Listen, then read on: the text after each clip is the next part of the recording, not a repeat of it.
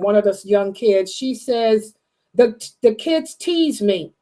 They used to tease me when I didn't wear hijab.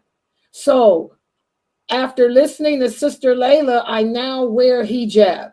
And I'm getting teased even though I do wear it. And I am teased by Muslims. These are the Muslims teasing her. Yeah. She said, so I feel like I don't belong. What do I do? Unfortunately, we are our own worst critics, right? We hate each other. And like I said earlier in the conversation, you know, we kind of down each other all the time. And a lot of the times when they're making fun of you, they're having something going on within themselves, right?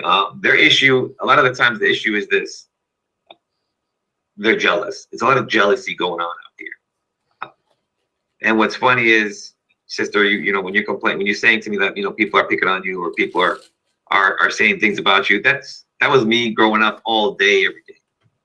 Till now, I still get made fun of. And it's what that does to me is actually makes me stronger in my iman. I laugh about that kind of stuff.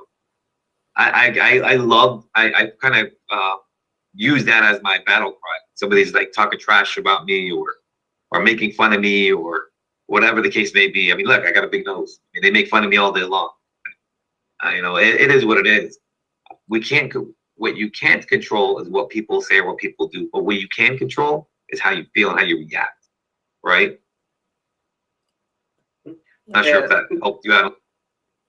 Yes, go ahead, Dr. Jamali. Go ahead. Brother and sister, Adam, Shaitan, the Satan, Iblis, he was in the Jannah before Adam alayhi salam born.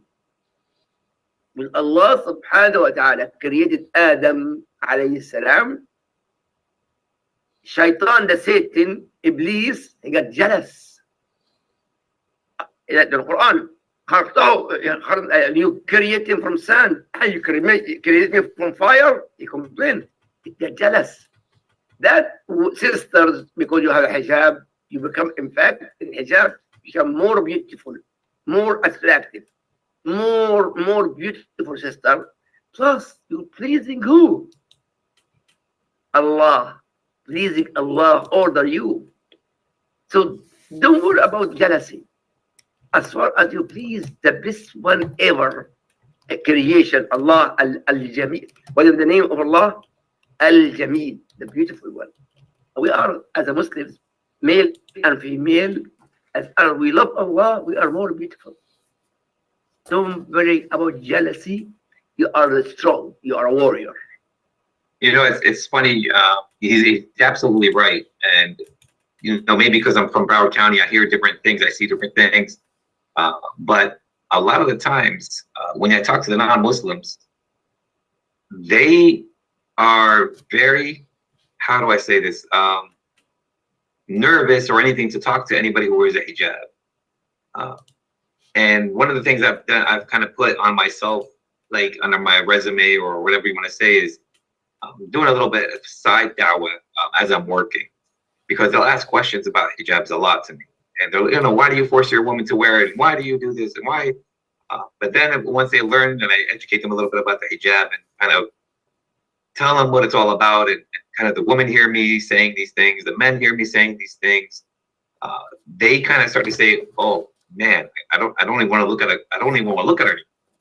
And I'm like, yeah, you know, in our religion, it says we have to lower our gaze. So now you understand. You're not even a Muslim, but you're automatically saying, I don't want to look at that person anymore, because that's how much respect you have for that girl or that woman who's wearing the hijab.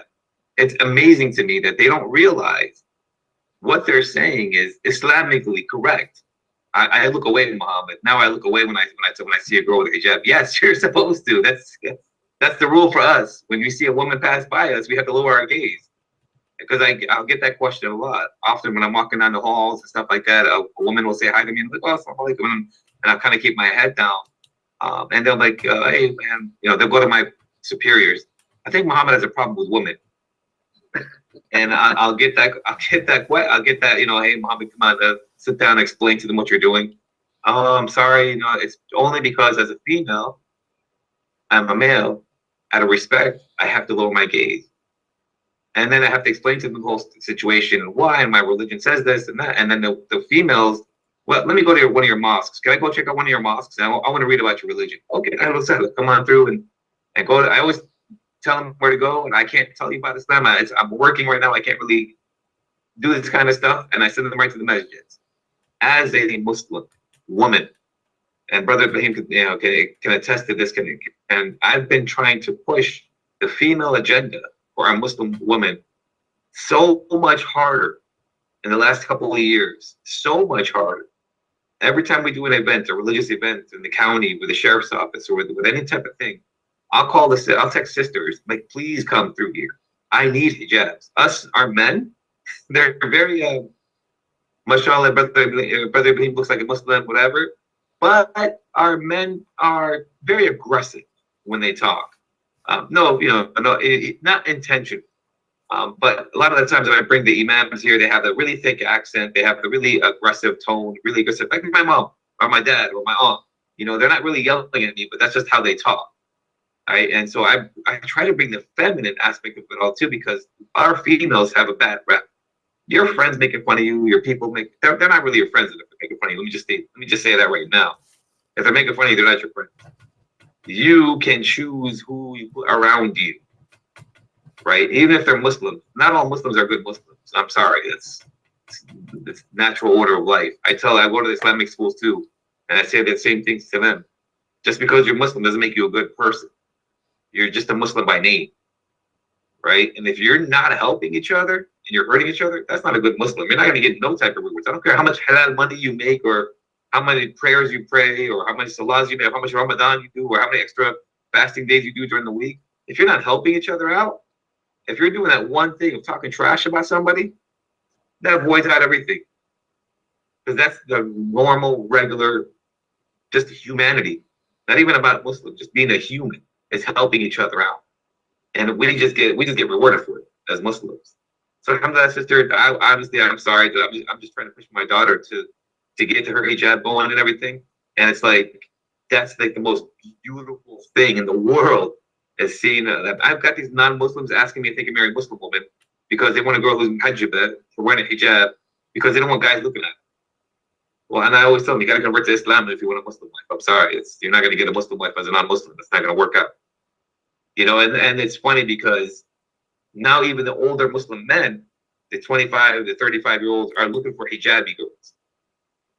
And they always ask me these questions: where can I get a hijabi girl? Where can I get it? I don't want those Muslim girls who say they're Muslims, but then their Instagrams are full of makeup. And it drives me nuts that I see these girls who are and these guys will show me. They'll say, look, brother, look, and I'm like, oh my gosh, inshallah, she's beautiful, but it's a ton of makeup on their faces. So how is that going to look when you're not wearing any makeup? That's not real. It's not who we are as Muslims, right? You got the hijab on. That's a beauty mark right there. It's like having a beauty mark for the whole world to see. So never, ever, ever be ashamed of that. Sorry, sister, I went on a tangent again. I apologize. Exactly. This is wonderful. Excellent. Same thing that we've been discussing here too. MashaAllah. And on another note, I got